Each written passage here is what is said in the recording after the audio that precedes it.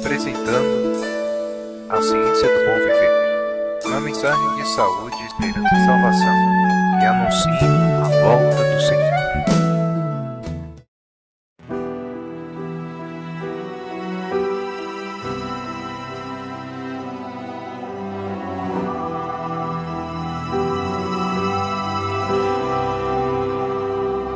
Todo ser que vive, louve o nome do Senhor. Toda criatura se derrame aos seus pés. Ao som da sua voz, o universo se desfaz. Não há outro nome comparado ao grande eu sou.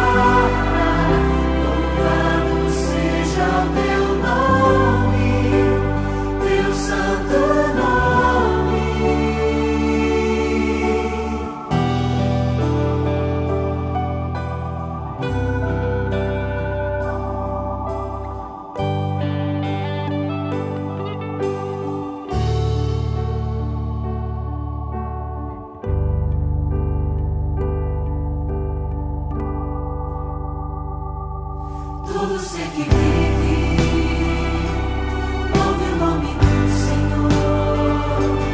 Toda criatura se derrame aos seus pés.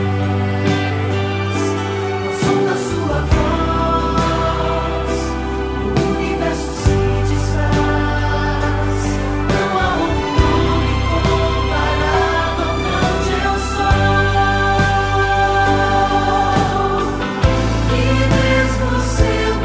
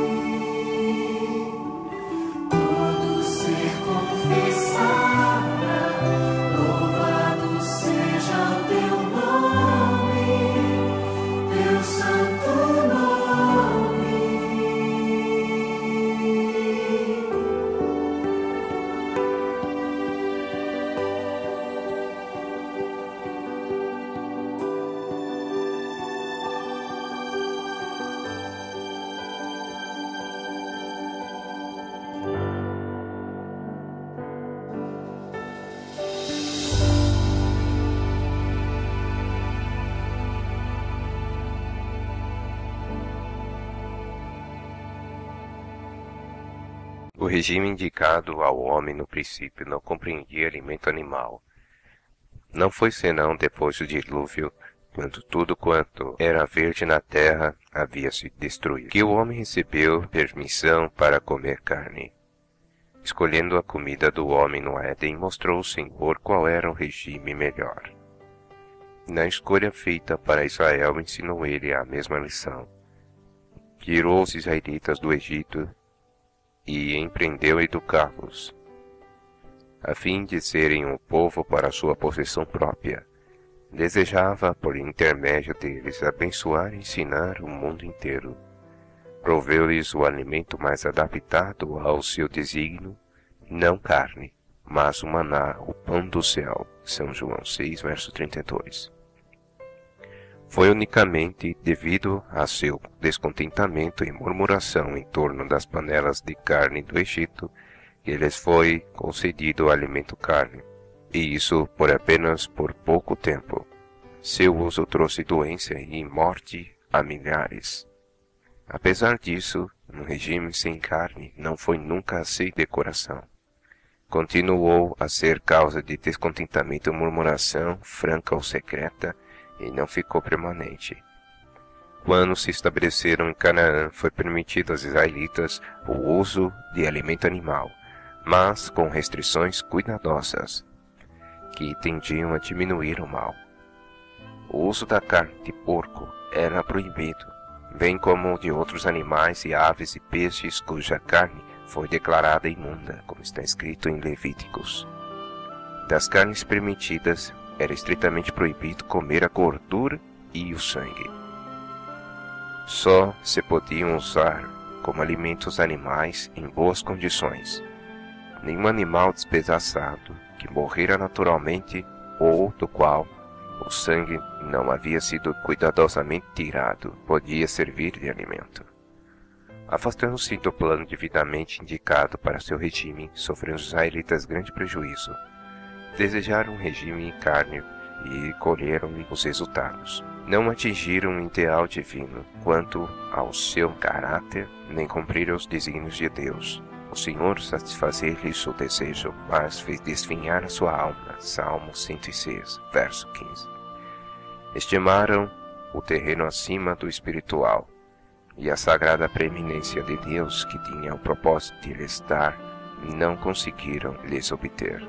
Razões para rejeitar o alimento carne. Prezados ouvintes, os que se alimentam de carne não estão senão comendo cereais e verduras em segunda mão, pois o animal recebe estas coisas a nutrição que dá o crescimento. A vida que se achava no cereal e na verdura passa aos que o ingerem. Nós a recebemos comendo a carne do animal.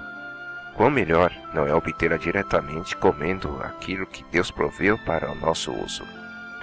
A carne nunca foi o melhor alimento. Seu uso agora é todavia duplamente objetável. Visto as doenças dos animais estarem crescendo com tanta rapidez, os que comem alimentos carne mal sabem o que estão ingerindo.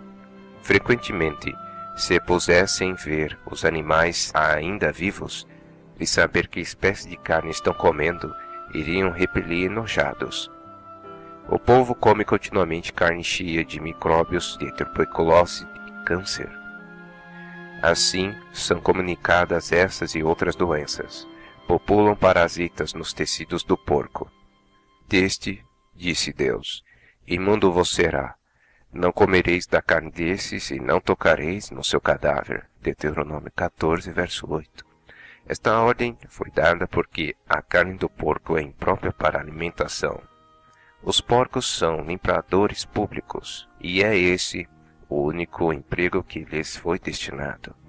Nunca sob nenhuma circunstância devia sua carne ser ingerida por criaturas humanas. É impossível que a carne de qualquer criatura viva seja saudável. Quando a imundícia é o seu elemento natural, e quando se alimenta de tudo quanto é detestável, muitas vezes são levados ao mercado e vendidos para alimento animais que se acham tão doentes, que os donos receiam conservá-los por mais tempo. e alguns dos processos de engorda para venda produzem enfermidade. Excluídos da luz e do ar puro, expirando a atmosfera de imundos estábulos, engordando talvez com alimentos deteriorados, todo o organismo se acha contaminado com matéria imunda. Os animais são muitas vezes transportados em longas distâncias e sujeitos a grandes sofrimentos para chegar ao mercado, tirados dos verdes pastos e viajando por fatigantes quilômetros sobre cálidos e poeirentos caminhos, ou aglomerados em carros sujos, febris e exaustos, muitas vezes privados por muitas horas de alimento e água. As pobres criaturas são conduzidas para a morte a fim de que seres humanos se banqueteiem com seu cadáver. Em muitos lugares, os peixes ficam tão contaminados com a sujeira de que se nutrem que se tornam causa de doenças. Isso se verifica especialmente onde o peixe está em contato com os esgotos de grandes cidades. Peixes que se alimentam dessas matérias podem passar a grandes distâncias, sendo apanhados em lugares em que as águas são puras e boas. De modo que, ao serem usados como alimento, ocasionam doença e morte naqueles que nada suspeitam no perigo. Amados, peço-vos, como peregrinos e forasteiros, que vos abstenhais das concupiscências carnais que combatem contra a alma. 1 São Pedro 2, verso 11. Os efeitos do regime cárneo podem não ser imediatamente experimentados. Isto, porém, não é nenhuma prova de que não seja nocivo. A poucas pessoas se pode fazer ver que a carne que ingerem ou que lhes tem envenenado o sangue e ocasionando sofrimentos, muitos morrem de doenças inteiramente devidas ao uso da carne, ao passo que a verdadeira causa não é suspeita nem por eles nem pelos outros. Os males morais do regime cárneo não são menos assinalados do que os físicos. A comida da carne é prejudicial à saúde, e seja o que for que afete ao corpo tem seu efeito correspondente na mente e na alma. Pensai na crueldade que o regime cárneo envolve para com os animais, seus efeitos sobre os que a infligem e nos que a observam. Como isso destrói a ternura com que devemos considerar as criaturas de Deus. A inteligência apresentada por muitos mudos animais chega tão perto da inteligência humana que é um mistério. Os animais veem e ouvem, amam, temem e sofrem. Eles se servem de seus órgãos muito mais fielmente do que muitos seres humanos dos seus. Manifestam simpatia e ternura para com os seus companheiros de sofrimento. Muitos animais mostram pelos que deles cuidam uma afeição muito superior à que é manifestada por alguns membros da raça humana. Criam para com o homem apegos que se rompem, senão à custa de grandes sofrimentos de sua parte. Que homem dotado de um coração humano, havendo já cuidado de animais domésticos, poderia fitá-los nos olhos tão cheios de confiança e afeição, e entregá-los voluntariamente à faca do açougueiro? Como lhes poderia devorar a carne como um delicioso bocado? É um erro supor que a força muscular depende do uso de alimento animal. As necessidades do organismo podem ser melhor supridas, e mais vigorosa saúde se pode desfrutar, deixando de usá-lo. Os cereais com frutas, nozes e verduras contêm todas as propriedades nutritivas necessárias a formar um bom sangue. Estes elementos não são tão bem ou tão plenamente supridos pelo regime cárneo. Houvesse o uso da carne sido essencial à saúde e à força, e o alimento animal poderia sido incluído no regime do homem desde o princípio. Quando se deixa o uso da carne, há muitas vezes uma sensação de fraqueza, uma falta de vigor. Muitos alegam isso como prova de que a carne é essencial, mas é devido a ser o alimento dessa espécie estimulante, a deixar o sangue febril e os nervos estimulados, que assim se lhe sente a falta. Alguns acham tão difícil deixar de comer carne como é o bêbado o abandonar a bebida forte, mas se sentirão muito melhor com a mudança. Quando se abandona a carne, deve-se substituí-la com uma variedade de cereais, nozes, verduras e frutas, os quais serão, a seu tempo, nutritivos e apetitosos. Isso se necessita, especialmente no caso de pessoas fracas ou carregadas de contínuo labor. Em alguns países em que é comum a pobreza, é a carne o alimento mais barato. Sob essas circunstâncias, a mudança se efetuará sobre maiores dificuldades. Pode, no entanto, ser operada. Devemos, porém, considerar a situação do povo e o poder e o hábito de toda a vida, sendo cautelosos em não insistir indevidamente, mesmo quando as ideias justas. Ninguém deve ser solicitado a fazer abruptamente a mudança. O lugar da carne deve ser preenchido com alimento são e pouco dispendioso. A esse respeito, muito depende da cozinheira. Com cuidado e habilidade, se pode preparar pratos que sejam ao mesmo tempo nutritivos e saborosos, substituindo em grande parte o alimento cárneo. Em todos os casos, educai a consciência, aliciai a vontade, suprir alimento bom, saudável, e a mudança se efetuará rapidamente, desaparecendo em breve a necessidade de carne. Não é o tempo de todos dispensarem a carne da alimentação? Prezado ouvinte, como podem aqueles que estão buscando tornar-se puros, refinados e santos, a fim de poderem fruir a companhia dos anjos celestes, continuar a usar como alimento qualquer coisa que exerça tão nocivo efeito na alma e no corpo? Como podem tirar a vida das criaturas de Deus, a fim de consumirem a carne como uma iguaria?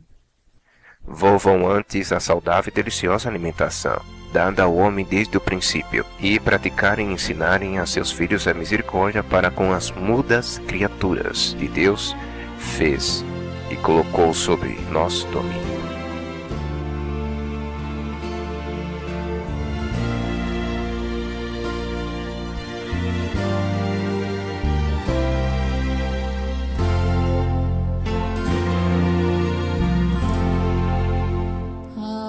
Haverá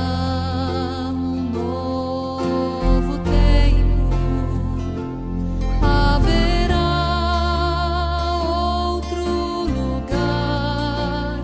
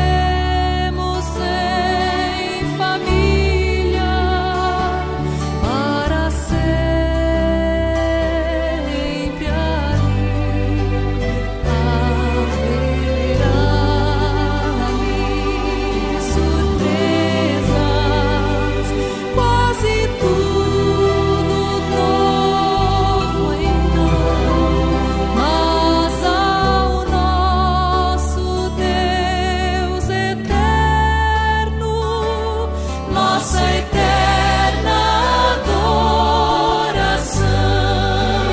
De um sábado a outro sábado, deixaremos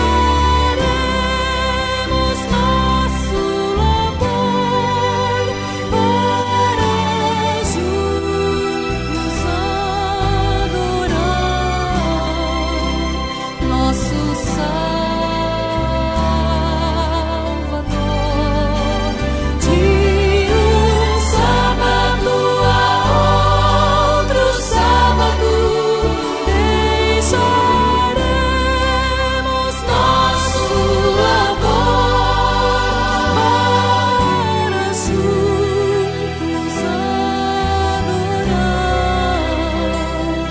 nosso Rei, nosso Salvador, para juntos adorar nosso Rei, nosso Salvador.